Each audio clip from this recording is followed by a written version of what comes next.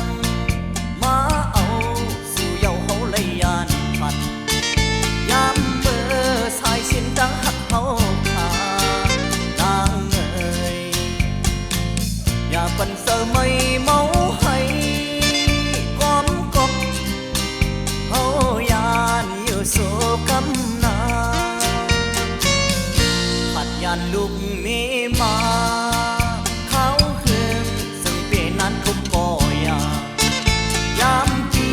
เตมวยนอนคุกบนนาคัดเส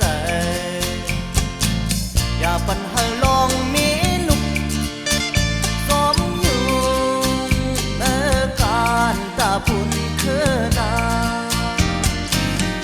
เข้าสู่เมดังลุกกูหันถึงก็อดยืนกูว่าศาสตร์พันปีอันบนลับสีนางเอ่ยแก่นใส่ถึงลุกมีก็สายปีมีการตาพุ่นคือเล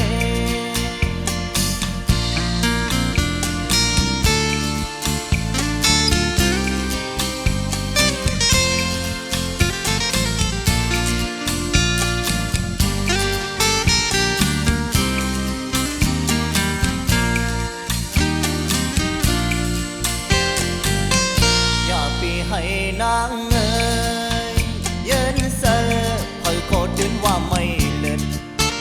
น้ำตาสู่ไหลย้อยนั้นเฮอนางเอ่ยอำหึงเดลัยขึ้นคอยมีสัมยิ้มกันโตสู่สุดปานอย่าไปให้นางเอ่ยเยินตื่นว่าไม่เลิศน้ำตาสู่ไหลย้อยนั้นเฮอ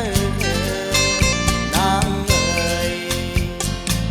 อำพึงเตไหล